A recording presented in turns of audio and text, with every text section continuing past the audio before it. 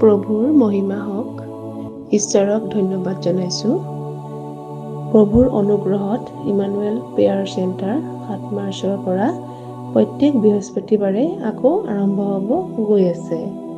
আপোনালোক সকলোকে স্বাগতম জনাইছোঁ আৰু প্ৰভুৰ নামেৰে আশীৰ্বাদ পাওক। মেছেজটোক অধিককৈ অধিক শ্বেয়াৰ কৰক। প্ৰভুৱে আপোনালোক সকলোকে আশীৰ্বাদ কৰক। প্ৰভুৰ জয় হওক।